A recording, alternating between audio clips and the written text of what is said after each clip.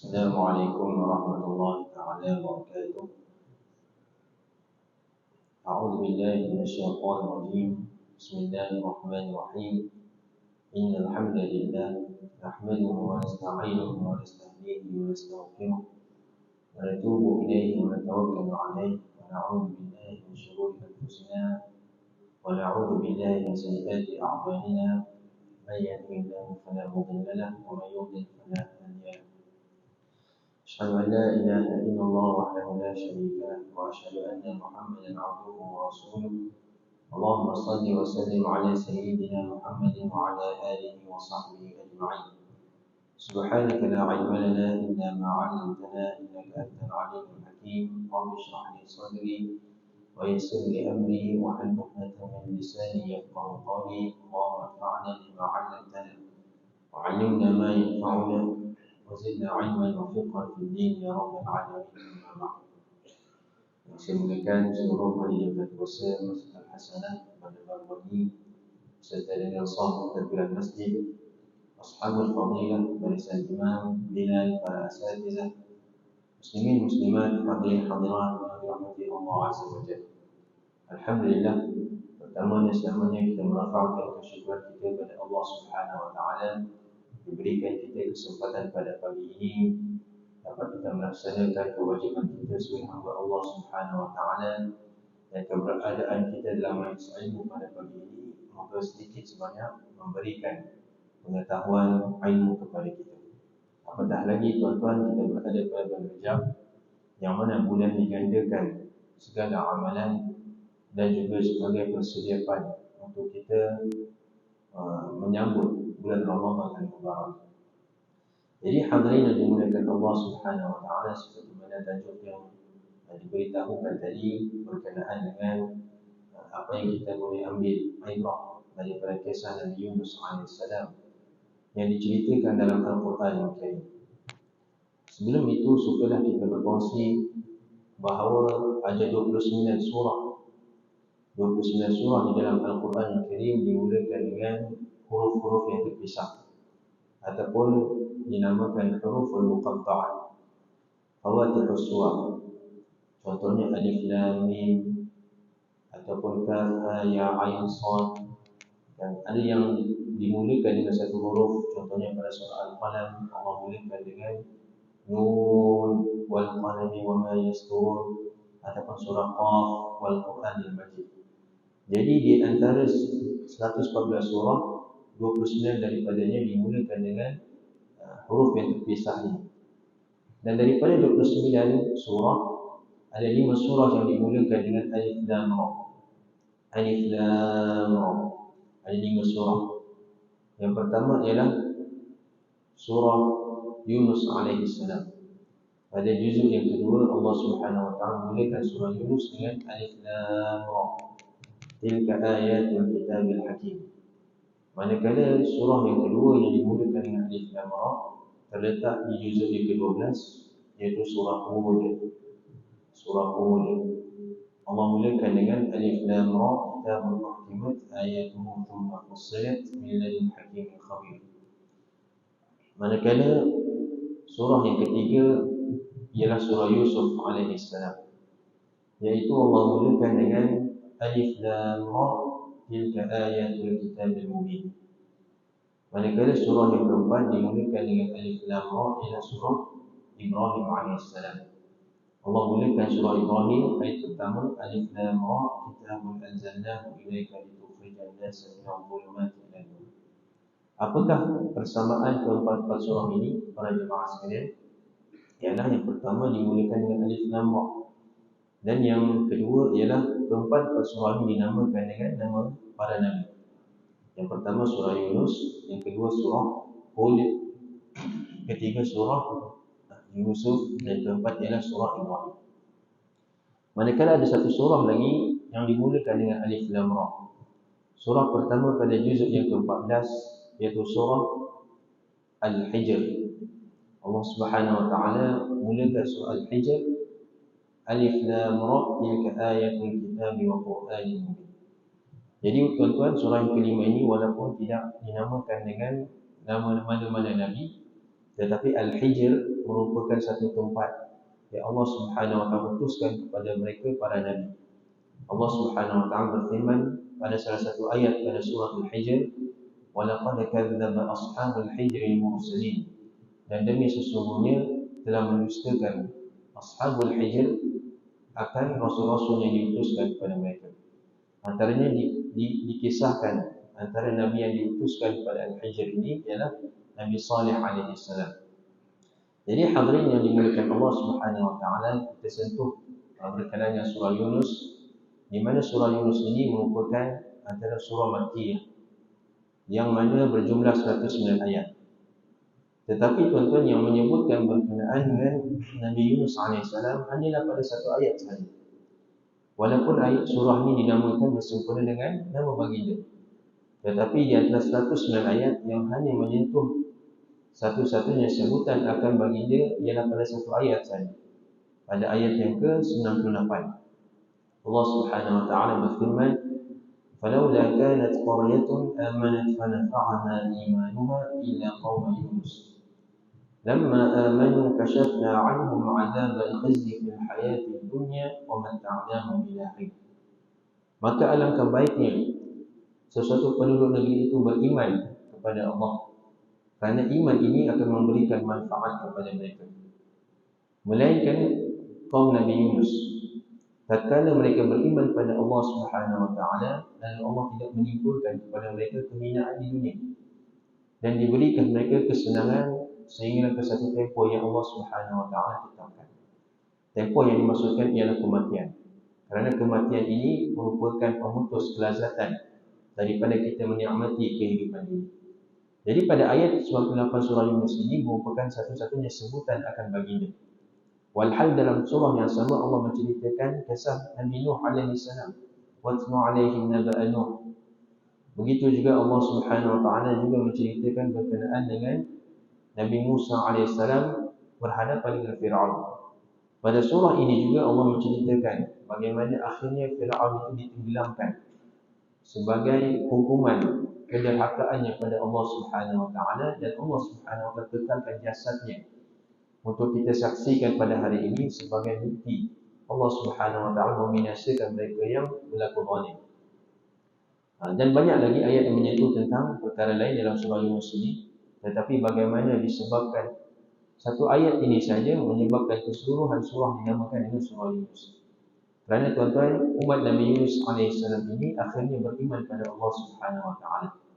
Kalau kita soroti umat-umat yang diceritakan dalam Al-Quran Al-Karim, pengakhiran mereka kebanyakan ditimpakan azab, dibinasakan dalam keadaan yang begitu menyedihkan. Contohnya yang berlaku kepada umat Nabi Nuh AS. Walaupun Nabi Nuh AS berdakwah hampir 1000 tahun, tetapi yang beriman wa ma amana ma'ahu illa qalil. Tidak ada yang beriman bersama dengan baginda Nabi Nuh, mereka sedikit saja. Dan akhirnya kebanyakan umat baginda dibinasakan dalam banjir yang besar. Juga berlaku kepada umat Nabi Lut, umat Nabi Saleh, umat Nabi Shu'aib, dan kebanyakan umat-umat lain yang diceritakan dalam Al-Quran, akhirnya mereka ditimpakan dengan kebinasaan. Disebabkan apa? Mereka kufur pada Allah. Tetapi berbeza dengan umat Nabi Yunus AS. Walaupun sebenarnya dakwah yang disampaikan Nabi Yunus AS berlaku dua pusingan. Ada timbal balik, kali pertama dan kali kedua. Dan kita lihat pada ayat 98 surah Yunus ini, Allah Subhanahu wa taala menyatakan, "Falaula kanat qaryatun amanat fanafa'aha imanuha." Maka alangkah baiknya satu penduduk negeri itu beriman pada Allah, kerana iman ini akan memberikan manfaat kepada mereka. Jadi hadirin yang dimuliakan Allah Subhanahu wa taala, disebabkan satu penduduk negeri tempat itu beriman bertakwa pada Allah Subhanahu wa taala, maka itulah sebabnya Allah Subhanahu wa taala menurunkan rahmat, keberkatan kepada mereka. Dan iman ini memberikan manfaat kepada pelakunya. Allah Subhanahu wa taala tidak berhajatkan kepada kita sedikit pun. Bahkan sekiranya alam semesta ini semuanya menyembah Allah, tidak ada satu pun yang mengingkari Allah Azza wa Jalla. Tidak sedikit pun menambahkan kekuasaan yang sedia ada pada Allah, kerana Allah Subhanahu wa taala unlimited. keagungan, kehebatan Allah Subhanahu wa taala yang tidak ada kekurangan walaupun sedikit pun. Begitu juga sebaliknya. Sekiranya semua penduduk di alam semesta ini, makhluk yang berada di alam semesta ini, tidak ada yang beriman kepada Allah, juga tidak sedikit pun memudaratkan Allah Subhanahu wa taala. Kalau kita sebutkan Allah Subhanahu wa taala zat yang maha agung, tidak ada batasan kekuasaan Allah Subhanahu wa taala. Bahkan setiap amalan yang dilakukan oleh makhluk sebenarnya kembali kepada diri mereka. Tidak ada memberikan manfaat atau mudarat pun kepada Allah Azza wa Jalla. Allah tidak berhajatkan kepada makhluk. Pada akhir juzuk yang ke-24, Allah Subhanahu wa taala berfirman, "Man 'amila shalihan falinafsihi." Barang siapa yang mengerjakan amalan salih, sesungguhnya kebaikan itu kembali kepada dirinya. "Wa man asaa'a fa'alaiha." Dan sesiapa yang melakukan kejahatan, maka kembali kejahatan itu kepada dirinya. "Wa ma rabbuka bidhallamin lil 'abid." Dan tidaklah Allah Subhanahu wa taala zalim kepada hamba-Nya. Jadi kerana itu Allah Subhanahu wa taala mengingatkan punca seseorang itu dikasihi oleh Allah, diberkati hidupnya ialah kerana dia beriman pada Allah Subhanahu wa taala. Pada ayat 98 ini disokong dengan ayat yang lain pada surah Al-An'am, yang mana Allah Subhanahu wa taala berfirman, "Alladzina amanu wa lam yalbisu imanahum bidzulmin, ulaika lahumul amnu wa hum muhtadun." Mereka yang beriman dan tidak dicemari iman mereka itu dengan perkara zalim. Yakni iman yang kita miliki ini perlu kita jaga.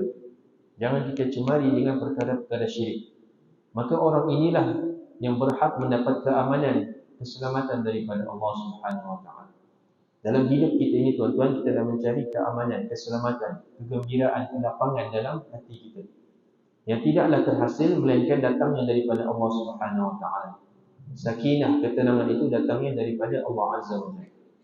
Dan Allah Subhanahu wa taala menyatakan, "Ulaika lahumul amn." Mereka inilah yang beriman dengan sesungguhnya kepada Allah akan mendapat keamanan, keselamatan daripada Allah. Wa ulaika humul muhtadun. Dan mereka adalah orang-orang yang mendapat petunjuk yang sebenar daripada Allah Subhanahu wa taala.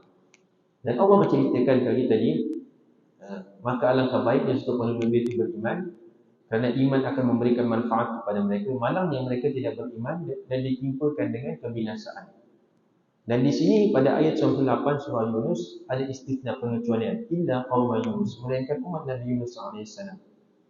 Tatkala mereka beriman pada Allah Subhanahu wa taala, dan sepatutnya ada azab yang menimpa mereka, tetapi Allah tidak menimpakan. Kasyafna anhum azab al-khizy fil hayatid dunya. Allah tidak menimpakan mereka kebinasaan, dan Allah memberikan mereka kesenangan, yakni diberikan tempoh untuk hidup, sehinggalah ke satu tempoh, yakni kematian yang Allah tetapkan pada mereka. Jadi tuan-tuan, menariknya berkenaan dengan kisah Nabi Yunus AS ini, yang mana Nabi Yunus AS merupakan Nabi daripada kalangan Bani Israel. Diutuskan Nabi Yunus kepada umat yang berada di Nainawa. Nainawa ini merupakan satu daerah ataupun negeri di utara negara Iraq. Negara Iraq pada hari ini ada tempat namanya Nainawa. Dan pernah disebutkan dalam Sirah Nabawiyah berkenaan dengan Nainawa. Kita lihat Sirah Nabawiyah yang mana pada tahun ke-10 kenabian, Nabi SAW diuji dengan dua peristiwa yang sangat meruntun emosi baginda. Apakah dua peristiwa itu? Dinamakan tahun kesedihan, Amul Huzn. Yang pertama ialah meninggalnya Abu Talib, kematian Abu Talib yang merupakan ayah saudara baginda Nabi SAW. Walaupun Abu Talib tidak beriman, tetapi dia sangat membantu dakwah Nabi SAW, memberikan perlindungan politik kepada Nabi SAW, yang menjaga Nabi sejak dari Nabi yatim piatu. Kematian Abdul Muttalib pada umur 8 tahun baginda, maka Abu Talib lah yang mengasuh, mendidik, menjaga Nabi SAW. Jadi meninggalnya Abu Talib memberikan satu impak yang begitu menyayat hati kepada baginda Nabi SAW. Selang beberapa minggu kemudian, meninggal dunia ataupun wafatlah pula isteri baginda Nabi SAW, iaitu Sayyidatina Khadijah binti Khuwailid radhiyallahu anha. Dan dengan dua peristiwa ini memberikan kesan kepada Nabi SAW. Begitu juga dalam dakwah baginda, kerana dua orang yang meninggal ini, dua orang yang kita sebutkan ini merupakan tokoh yang disegani oleh penduduk Mekah Mukarramah. Jadi orang-orang Mekah bila mana meninggalnya dua orang ini, mereka semakin menekan dakwah Nabi sallallahu alaihi wasallam sehinggalah diboikot Nabi dan juga para sahabat. Dan Nabi sallallahu alaihi wasallam cuba mencari tapak dakwah yang baharu. Di sebelah Mekah ada negeri yang namanya Taif, yang mana iklimnya tuan-tuan tidak sama dengan Mekah. Mungkin kita boleh sebutkan di Malaysia ni macam Cameron Highland, ala-ala Cameron Highland. Jadi Nabi sallallahu alaihi wasallam cuba mencari tapak dakwah yang baru, iaitu di Taif yang bersebelahan dengan Mekah Mukarramah. Kalau naik kereta mungkin dalam tempoh sejam daripada Mekah ke Taif, sampailah kita dengan menaiki kereta dalam tempoh 1 jam. Jadi Nabi sallallahu alaihi wasallam berdakwah kepada penduduk Taif, yang kebanyakan mereka ini daripada Bani Thaqif. Tetapi seperti mana yang kita sedia maklum, bahawa bagaimana penerimaan penduduk Taif yang menolak dakwah baginda Nabi sallallahu alaihi wasallam, sehingga Nabi dicederakan dengan balingan batu daripada penduduk Taif. Dan Nabi sallallahu alaihi wasallam walaupun dioffer oleh malaikat Jabal untuk, ataupun malaikat gunung, untuk menghempapkan penduduk Taif yang mencederakan Nabi dengan gunung yang boleh diangkat oleh mereka, malaikat memberi tawaran, tetapi Nabi dengan sifat pemaafnya tidak membenarkan malaikat untuk melakukan sedemikian. Bahkan Nabi sallallahu alaihi wasallam yang mempunyai sifat peribadi yang terbaik yang kita contohi, pemaaf, bahkan mendoakan kepada penduduk Taif supaya mereka ini ada daripada kalangan mereka yang akhirnya beriman pada Allah. Dan diriwayatkan pada beberapa tahun setelah itu, daripada penduduk Taif inilah yang banyak membantu dakwah Nabi sallallahu alaihi wasallam. Jadi kita lihat bagaimana dengan sifat pemaaf akan menerbitkan pelbagai kebaikan yang akan datang beberapa ketika nanti. Jadi Nabi sallallahu alaihi wasallam berundur daripada Taif, dan dalam perjalanan balik Nabi sallallahu alaihi wasallam singgah di sebuah kebun anggur. Jadi di antara keistimewaan Taif ini, antara tempat yang subur dengan tanaman, antaranya ialah kebun-kebun anggur. Dan antara kaitan orang Mekah dengan Taif, mereka memiliki aset. Orang Mekah ada di antara mereka yang memiliki kebun anggur di Taif. Nak cerita sedikit tuan-tuan, ada seorang orang Mekah yang merupakan, akhirnya dia beriman pada Nabi dan merupakan sahabat yang agung, namanya Amru al-As. Amru al-As ini merupakan antara orang Mekah yang ada kewibawaannya, yang merupakan antara orang yang kaya. Dan terkenal yang Amru al-As ini kerana dia mempunyai kebun anggur yang paling besar di Taif. Walaupun dia orang Mekah, tapi dia memiliki aset di Taif, kebun anggur yang sangat besar. Ini cerita sedikit, ini cerita sampingan. Amru al-As, dia berkawan dengan seorang namanya Muawiyah bin Abi Sufyan, anak kepada Abu Sufyan. Jadi dicatatkan dalam tarikh ataupun dalam sejarah, mereka ini berkawan baik, hubungan yang sangat akrab. Jadi satu hari, disebabkan keakraban mereka, sebagai tanda persahabatan mereka, maka mereka menyatakan bersepakat antara dua ini dan saling mereka menunaikan permintaan masing-masing. Contohnya Amru, dia akan tunaikan permintaan Muawiyah, Muawiyah akan tunaikan permintaan Amru al-As. Faham tuan-tuan ni? Kemudian Muawiyah pun memulakan permintaan dia. Apakah permintaan Muawiyah? Muawiyah mengatakan kepada Amru, wahai Amru, kamu dikenali memiliki kebun anggur yang sangat besar di Taif. Permintaan aku mudah saja, agar kamu serahkan kebun anggur itu menjadi milik aku, wahai Amru al-As, sebagai tanda persahabatan. Maka Amru al-As mengatakan, tamam, okey, no problem. Bermula daripada detik ini, aku serahkan kebun anggur itu menjadi milik engkau, wahai Muawiyah. Kemudian tiba giliran Amru al-As. Amru punya permintaan, wahai Muawiyah, permintaan aku pun mudah saja, agar kamu serahkan semula kebun anggur yang aku berikan kepada kamu tadi. Jadi yang menceritakan, yang pertama ialah keakraban Amru al-As dengan Muawiyah. Yang kedua ialah kebanyakan orang Mekah memiliki kebun anggur di Taif. Jadi kembali kepada cerita Nabi SAW tadi, ketika Nabi nak berundur daripada Taif, Nabi singgah di sebuah kebun anggur milik orang Mekah juga. Tuan-tuan pernah dengar tak nama dua orang adik-beradik, namanya Utbah dan juga Syaibah. Utbah dan juga Syaibah ini anak kepada Rabi'ah, merupakan antara karakter jahat dalam sirah Nabawiyah. Bahkan Utbah dan Syaibah inilah ketika mana peperangan Uhud, kan sebelum tercetusnya peperangan di antara dua pasukan. Jadi masing-masing setiap pasukan akan battle antara satu dengan yang lain, satu lawan satu. Jadi salah seorangnya ialah Syaibah. Dia berhadapan dengan Hamzah bin Abdul Muttalib. Jadi nak ceritakan Utbah dan Syaibah ini antara karakter yang menentang dakwah Nabi. Tetapi dalam keadaan Nabi sallallahu alaihi wasallam dalam keadaan penat, letih dan dicederakan oleh penduduk Taif, maka mereka mengizinkan supaya Nabi sallallahu alaihi wasallam berehat di kebun anggur milik mereka. Walaupun kedua ini orang yang menentang Nabi, tapi melihatkan keadaan Nabi yang penat, dicederakan tadi, maka mereka membenarkan baginda sallallahu alaihi wasallam untuk berehat di kebun anggur milik mereka. Dan kebun anggur itu dijaga oleh seorang hamba namanya Andas. Kerana itu tuan-tuan, kalau kita pergi menunaikan umrah, kita ada kesempatan untuk pergi ke Taif, kita akan temukan satu tempat namanya Masjid Andas. Kerana di situlah pertemuan Nabi SAW dengan seorang namanya Andas.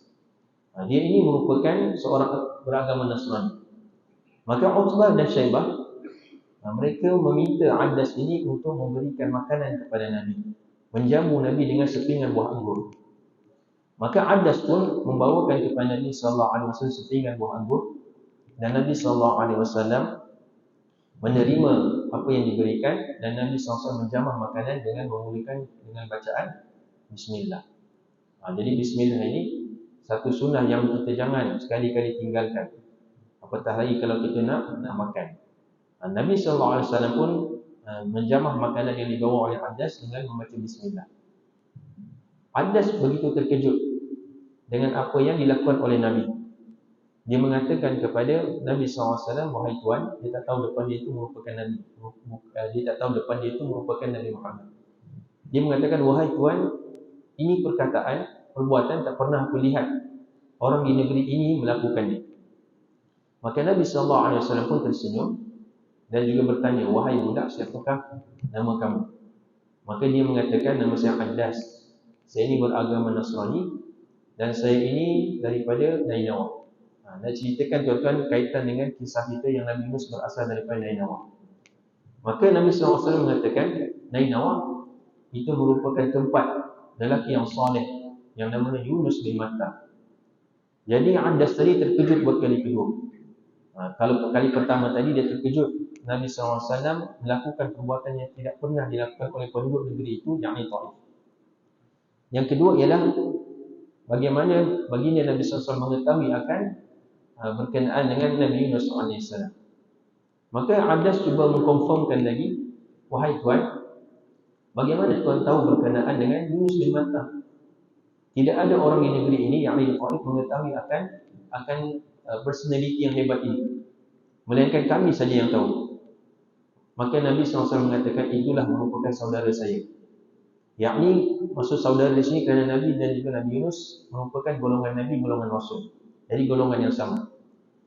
Maka Andas kemudian yakinlah, tidak diketahui dua perkara tadi apa yang dilakukan, melainkan dia juga merupakan Nabi. Maka Nabi SAW melihatkan akan ketulusan yang ada pada Andas, lalu berdakwah ataupun mengajak Andas untuk mengucapkan dua kalimat syahadat. Dan akhirnya Andas kemudian mengucuk kepala Nabi, tangan Nabi SAW dan mengucapkan dua kalimat syahadat. Lihatlah tuan-tuan bagaimana Nabi SAW dalam keadaan begitu penat, tercedera, tetapi Nabi SAW cuba menyampaikan dakwah dalam apa keadaan sekalipun. Dan Andas, orang yang mencari kebenaran, akhirnya menerima Islam. Melihatkan dua perkara kebenaran yang berlaku di hadapan matanya, bahawa ini tidak lain merupakan juga sebagai seorang Nabi, seperti mana Nabi Yunus AS juga merupakan Nabi yang diimani oleh mereka. Jadi tuan-tuan, di sinilah merupakan satu-satunya pertemuan Nabi SAW dengan Andas. Tetapi dengan pertemuan sulung ini telah pun melayakkan Andas dikategorikan sebagai salah seorang sahabat Nabi SAW. Antaranya Ibnu Hajar Al-Asqalani dalam kitab At-Tamyiz fi Usamat as-Sahabah memasukkan nama Andas daripada kalangan sahabat. Walaupun tuan-tuan, itu merupakan satu-satunya pertemuan Nabi dengan Andas, dan pertemuan yang sangat singkat, tapi telah pun berjaya melayakkan Andas di antara sahabat Nabi SAW. Jadi tuan-tuan, kita ulang kaji sikit apakah yang dimaksudkan dengan sahabat Nabi SAW. Ialah mereka yang hidup sezaman dengan Nabi. Bukan saya hidup sezaman dengan Nabi, tetapi berjumpa dengan Nabi SAW dan dilihat oleh Nabi SAW. Kalau kita kata berjumpa semata-mata, ada orang yang mungkin buta matanya tetapi dia tidak melihat Nabi.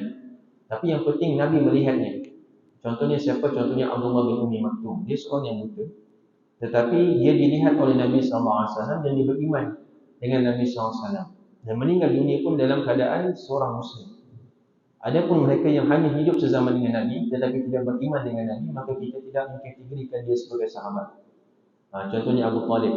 Kita tidak menyebut Abu Talib sebagai sahabat kerana dia tidak beriman walaupun dia hidup sezaman dan bertemu dengan Nabi SAW.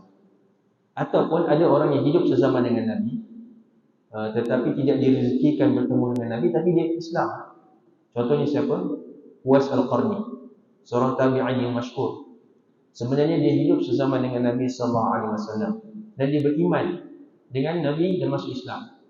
Tetapi kerana dia menjaga ibunya, memberikan khidmat sebaiknya kepada ibunya yang sudah uzur, dan kebetulan dia tinggal sangat jauh daripada Madinah, walaupun dia sangat mendambakan pertemuan dengan Nabi SAW, tetapi akhirnya tidak berkesempatan. Nabi SAW wafat, begitu juga ketika mana ibunya telah meninggal dunia, dan maka dia tidak sempat bertemu dengan Nabi SAW. Tetapi Uwais Al-Qarni ini, walaupun kita tidak memasukkan namanya sebagai sahabat, tetapi dia sangat dimuliakan oleh penduduk langit.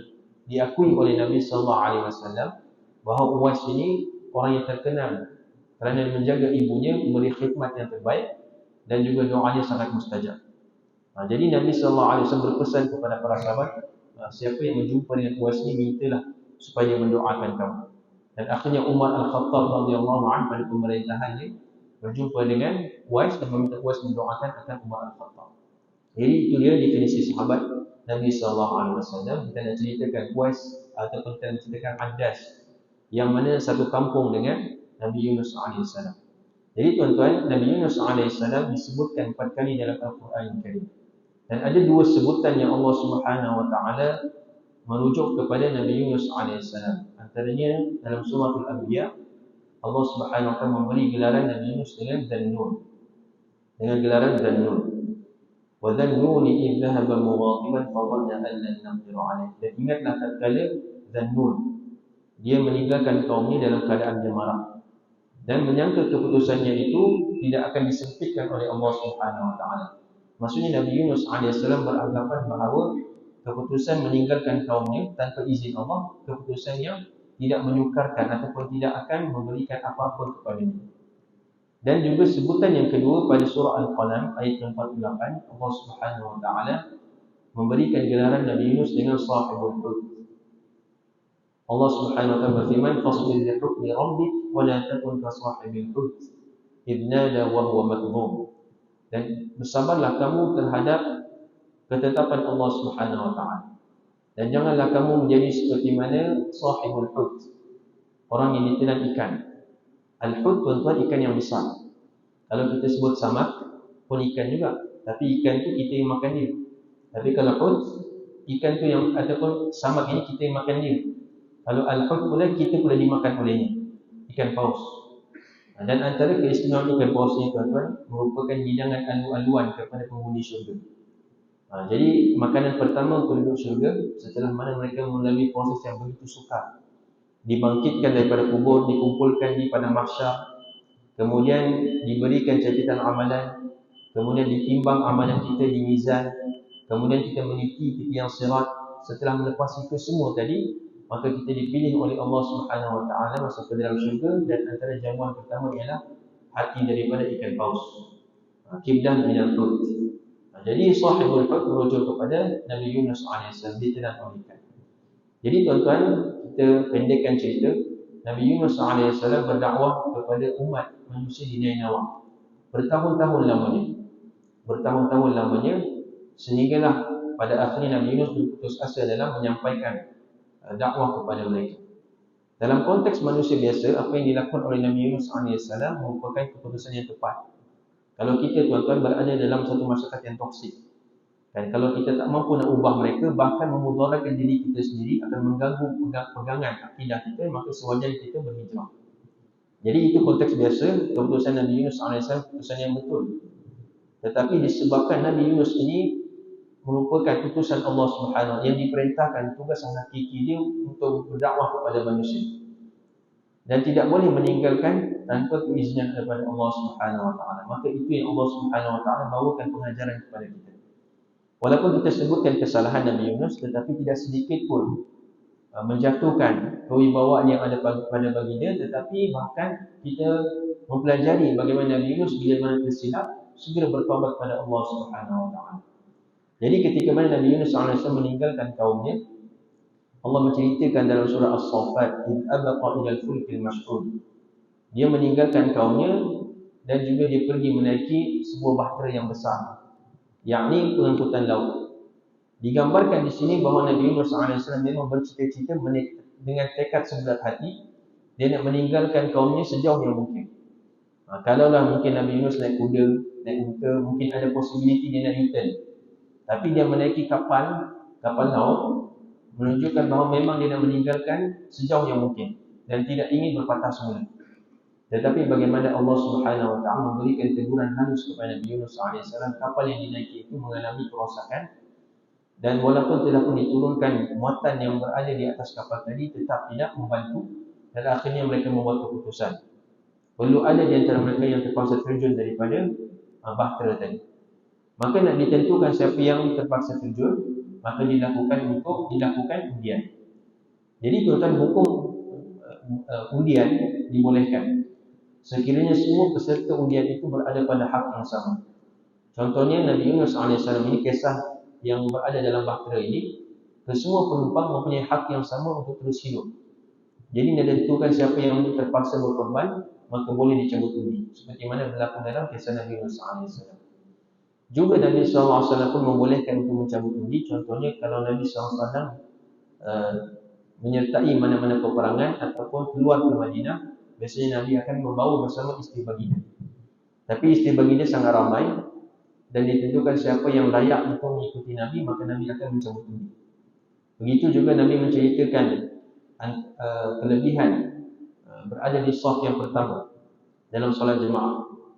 Nabi menyatakan, "Lau ya'lamun nas," kalau manusia mengetahui akan fadilat yang besar kepada orang yang azan dan berada pada saf yang pertama, tentulah mereka akan berlumba-lumba mendapatkan.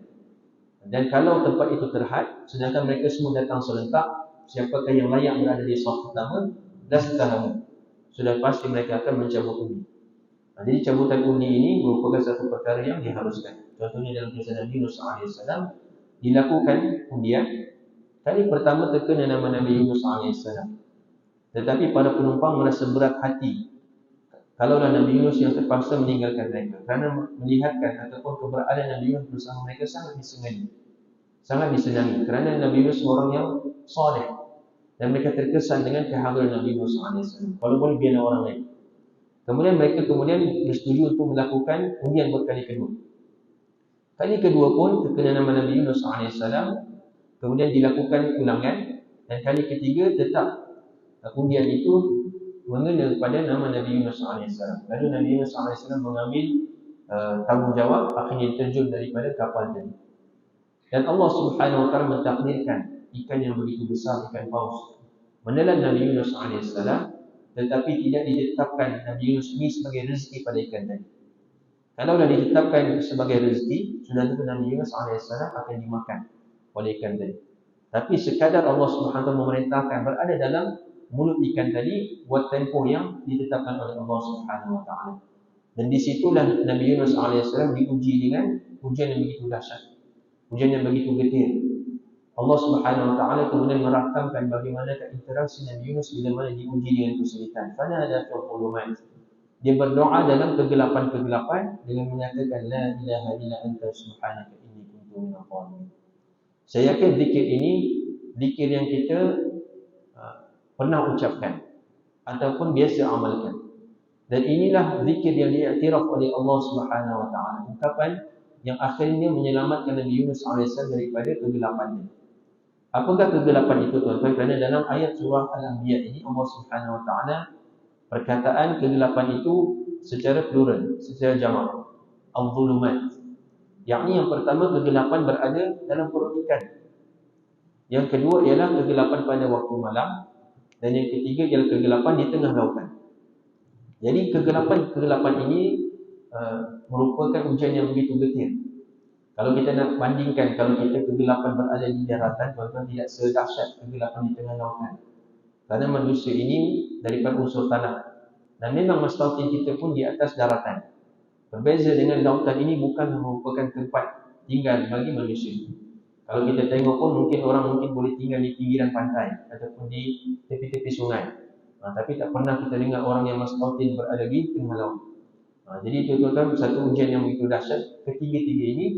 Tetapi bagaimana interaksi Nabi Yunus AS kita nak pelajari ialah dia memanjatkan kampunan kepada Allah Subhanahu Wa Taala. Bagaimana Nabi Yunus dalam seni dalam berdoa, Allah nak tunjukkan kepada kita, Nabi Yunus tidak mengatakan, ya Allah, aku tersepit ataupun aku berada dalam perut ikan ini, aku tak tahan ya Allah. Tetapi bagaimana kerendahan hati yang ada pada Nabi Yunus, dia lebih mendambakan supaya Allah Subhanahu Wa Taala memberi kampunan padanya. La ilaha illa anta subhanaka inni kuntu minadh dhalimin. Inilah merupakan ucapan zikir Nabi Yunus AS. Kita lihat tuan-tuan, kalau kita bandingkan bagaimana Fir'aun. Fir'aun ketika mana ditimpa diuji dengan kesenangan, dia mengatakan ana rabbukumul a'la. Akulah Tuhan kamu yang maha tinggi. Tetapi bila mana kematian itu berada di hadapan matanya, barulah dia mengaku beriman pada Allah. Ungkapan terakhir Fir'aun ialah dia mengatakan la ilaha illalladzi amanat bihi banu Israil wa ana minal muslimin. Jadi ungkapan ini tuan-tuan ada pada surah Yunus. Ungkapan yang diucapkan oleh Fir'aun. Dia mengatakan ketika mana dia berada dalam keadaan sakratul maut, dia mengatakan tidak ada Tuhan melainkan Tuhan yang diimani Bani Israil, dan aku daripada kalangan orang Islam ataupun orang yang menyerah diri. Tetapi ungkapan itu ungkapan yang sia-sia. Allah Subhanahu Wa Taala tidak menerima permohonan taubat Fir'aun kerana tuan-tuan, syarat taubat ini yang pertama selagi mana tidak berlakunya kiamat. Yang kedua, selagi mana orang itu nyawanya tidak berada di halqum. Jadi kedua-dua ini merupakan masa untuk kita bertaubat. Selagi mana tidak berlakunya kiamat, selagi mana kita punya nyawa tidak berada di halqum, selagi itulah ruang taubat begitu luas. Nabi Yunus AS, Allah Subhanahu Wa Taala menyatakan falawla annahu kana minal musabbihin la labitha fi batnihi ila yaumi yub'atsun. Kalaulah Nabi Yunus ini bukan daripada kalangan orang yang mensucikan Allah, sudah tentu dia termasuk dalam perut ikan tadi buat selama-lamanya. Tetapi kerana track record Nabi Yunus bukan ketika mana diuji dengan kesulitan saya ingat Allah, tetapi dalam keadaan senang sekalipun dia memang orang yang sangat sentiasa berzikir, beribadah pada Allah Subhanahu Wa Taala. Tidak seperti mana Fir'aun tadi. Ketika mana diberikan kesenangan, dia alpa, leka. Bila mana berada dalam keadaan ditarik nyawanya, barulah dia beriman pada Allah. Berbanding dengan Nabi Yunus AS, keadaan senang dia sentiasa beribadah. Dan bila mana dia berada dalam kesulitan, sudah tentu Allah akan mengingat ataupun memberikan bantuan kepada Nabi Yunus AS. Seperti mana hadis Nabi SAW kata, ingatlah Allah Subhanahu Wa Taala dalam keadaan kita senang. Pastilah Allah akan ingat kita ketika mana kita berada dalam kesulitan. Dan akhirnya Nabi Yunus AS dalam tempoh beberapa lama kemudian, ada para muarikhin, ahli sejarah menyebutkan dalam beberapa minggu, ada yang mengatakan beberapa bulan. Yang pentingnya Nabi Yunus AS akhirnya dikeluarkan daripada perut ikan tadi dalam keadaan seperti mana seekor burung baru keluar daripada menetas seekor telur. Sangat kurus, sakit. Dan akhirnya Allah Subhanahu Wa Taala menumbuhkan di sisi Nabi Yunus AS tumbuhan ataupun makanan labu kepada Nabi Yunus AS, sehingga dia sihat semula. Lalu kemudian dia kembali semula ke perkampungan Nainawa tadi. Maka umat di Nainawa ketika itu mereka hampir-hampir ditimpakan azab oleh Allah Subhanahu Wa Taala. Tetapi dengan kedatangan Nabi Yunus buat kali kedua, menyedarkan akan kaumnya supaya kembali pada Allah Subhanahu Wa Taala. Akhirnya mereka beriman pada Allah Subhanahu Wa Taala. Dan tahukah kita tuan-tuan berapakah umat Nabi Yunus yang beriman dengan baginda, yang akhirnya bertaubat pada Allah? Berapakah jumlah pengikut baginda Nabi Yunus AS? Ialah sebanyak 100,000 orang. Wa arsalnahu ila 100,000 aw yazidun. Dalam surah As-Saffat, Allah Subhanahu Wa Taala menceritakan tidak adalah kegembiraan kepada seorang pendakwah melainkan hasil dakwahnya itu berkesan, melihatkan berapa ramai orang yang akhirnya bertaubat pada Allah Subhanahu Wa Taala. Jadi kegembiraan Nabi Yunus alaihissalam setelah mana diuji dengan kesulitan tadi, Allah menghadirkan hadiah yang paling besar dalam hidup baginda Nabi Yunus ialah berimannya manusia lebih daripada 100,000 orang. Jadi 100,000 ini merupakan satu bilangan yang cukup besar. Kalau kita pergi stadium tuan-tuan, kita tengok kapasiti dia mungkin 80 ataupun 90,000. Itu pun kita dah rasa cukup ramai. Apatah lagi yang beriman dengan Nabi Yunus ini, mi'ati alfin aw yazidun, 100,000 ataupun lebih. Jadi inilah merupakan akhirnya Allah Subhanahu wa taala menghadirkan kegembiraan kepada Nabi Yunus alaihissalam, dan Allah menyelamatkan umat baginda daripada ditimpakan azab daripada Allah Subhanahu wa taala. Jadi itulah tuan-tuan beberapa yang kita boleh sebutkan tadabbur kita mengenai kisah Nabi Yunus alaihissalam yang Allah Subhanahu wa taala ceritakan dalam surah Yunus ayat 8. Begitu juga diceritakan dalam surah Al-Anbiya dan surah As-Saffat. Jadi antara yang kita boleh pelajari pada pagi ini paling kurang tuan-tuan, betapa ungkapan zikir yang diakui oleh Allah Subhanahu wa taala, yaitu la ilaha illa anta subhanaka inni kuntu minadh dhalimin. Tidak ada Tuhan melainkan Engkau ya Allah. Kerana tuan-tuan, dalam kita mengucapkan zikir ini merupakan satu ibadah. Dan ibadah antaranya ialah daripada doa yang kita panjatkan pada Allah Subhanahu wa taala. Dan antara kunci doa itu dimakbulkan oleh Allah Subhanahu wa taala, kita menzahirkan tauhid kita pada Allah Subhanahu wa taala. Seperti pada ungkapan tadi, la ilaha illa anta, tidak ada Tuhan melainkan Engkau ya Allah. Subhanaka, sesungguhnya ataupun maha suci Engkau ya Allah, inni kuntu minadh dhalimin, aku termasuk dalam kalangan orang yang menzalimi diri aku sendiri ya Allah. Jadi ini ucapan yang perlu kita amalkan di dalam kita ditimpa dengan kesulitan dan sebagainya. Moga Allah Subhanahu wa taala keluarkan kita daripada kesulitan. Yang kedua yang kita boleh ambil daripada pagi ini ialah dalam Al-Quran Al-Karim Allah menceritakan kisah para nabi dan rasul, yang mana mereka ini sudah tentu maksum, terpelihara daripada melakukan dosa besar. Tetapi Allah Subhanahu wa taala yang maha bijaksana mengutuskan nabi dan juga rasul daripada kalangan manusia. Tidak diutuskan nabi dan rasul ini daripada kalangan jin. Kalaulah ditakdirkan nabi itu daripada kalangan jin, yang perlu kita jadikan teladan, sudah tentu ada alasan keuzuran yang dikemukakan oleh manusia. Mengatakan jin ini ada keupayaan yang luar biasa yang tidak boleh dilakukan oleh kita sebagai manusia. Ataupun mungkin kalau nabi ini daripada kalangan malaikat, tentulah ada yang mengatakan, ya Allah, kami susah nak ikut malaikat kerana mereka ini tidak ada hawa nafsu. Mereka ini sentiasa beribadah pada Allah Subhanahu wa taala, tidak ada kecenderungan dalam melakukan kesalahan kerana mereka tidak diuji dengan hawa nafsu. Tetapi Allah Subhanahu wa taala mengangkat manusia sendiri daripada kalangan ataupun menjadi nabi dan rasul supaya kita mampu mengikuti mereka. Kadang-kadang mereka tersilap kerana mereka juga sebagai manusia.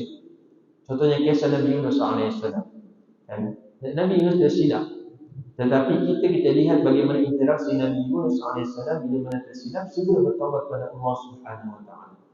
Jadi macam itulah tuan-tuan, kalau kita ini tidak terlepas daripada melakukan kesalahan, tetapi sebaik-baik manusia ialah yang segera memohon keampunan daripada Allah Subhanahu wa taala. Dan yang ketiga tuan-tuan, yang terakhir, bagaimana dalam kita berhadapan dengan ujian, satu benda yang sangat menekan dalam hidup kita. Tetapi kita mintalah daripada Allah Subhanahu wa taala kemudahan supaya kita mampu untuk mendepani ujian yang datang dari Allah Subhanahu wa taala tetapkan kepada kita. Kerana ujian ini sebagai satu peluang untuk kita ditingkatkan derajat oleh Allah Subhanahu wa taala. Janganlah kita lari daripada ujian tersebut. Antara sebab tuan-tuan, Nabi Musa alaihissalam tidak ditimpakan Nabi Musa alaihissalam yang disebutkan namanya 136 kali dalam Al-Quran, tidak ditimpakan ujian sedahsyat Nabi Yunus alaihissalam. Kerana apa tuan-tuan? Kerana dia tidak pernah meninggalkan dakwah, tidak pernah meninggalkan dakwah kepada Fir'aun. Walaupun peluang Fir'aun untuk menerima dakwah itu sangat tipis dan dia merupakan penguasa yang zalim. Tetapi Nabi Musa alaihissalam, walaupun dia pernah melemparkan Taurat, dan pernah kan kita dengar cerita Nabi Musa alaihissalam melihatkan umatnya menyembah patung yang dibuat dari sabil, dia melemparkan luh Taurat disebabkan marahnya Nabi Musa. Dan dia pernah merentap janggut Nabi Harun alaihissalam. Dua benda yang sangat besar. Tetapi Allah tidak menyulitkan Nabi Musa alaihissalam. Sebab apa? Sebab Nabi Musa alaihissalam dia bersabar dalam dakwah yang disampaikan kepada Fir'aun. Jadi itulah antara sebab Nabi Musa alaihissalam diberikan kemaafan oleh Allah, tidak ditimpakan ujian yang detail, disebabkan dia bersabar dalam menyampaikan dakwah kepada umat yang diperintahkan oleh Allah Subhanahu Wa Taala. Jadi tuan-tuan, setakat itu yang boleh kita kongsikan pada pagi ini. Moga ada manfaatnya, moga ada kesempatan untuk kita bertemu pada masa-masa akan datang. Saya ucapkan terima kasih kepada semua dan saya mohon maaf kalau ada tersilap bicara dan bersedia untuk menerima teguran. InsyaAllah moga dipertemukan pada masa-masa akan datang. Wallahu ta'ala a'lam wa a'lam. Bismillahirrahmanirrahim. Alhamdulillahirabbil alamin. Wassalatu wassalamu ala nabiyyina Muhammad wa ala alihi wa sahbihi ajma'in. Allahumma bika asbahna wa bika amsayna wa bika nahya wa bika namut wa ilaika al-nusyur. Allahumma inna nas'aluka khaira hadha al-yawm nurahu wa fathahu wa barakatuh. ونعوذ بك من شر ما فيه ونعوذ بك من شر ما بعده. اللهم إنا نعوذ بك من الكسل وسوء الكبر. اللهم إنا نعوذ بك من عذاب في النار وعذاب في القبر. اللهم إنا نسألك علما نافعا ورزقا حلالا طيبا وعملا متقبلا. صلى الله على نبينا محمد وعلى آله وصحبه أجمعين والحمد لله رب العالمين. وبالله التوفيق والهداية. السلام عليكم ورحمة الله وبركاته.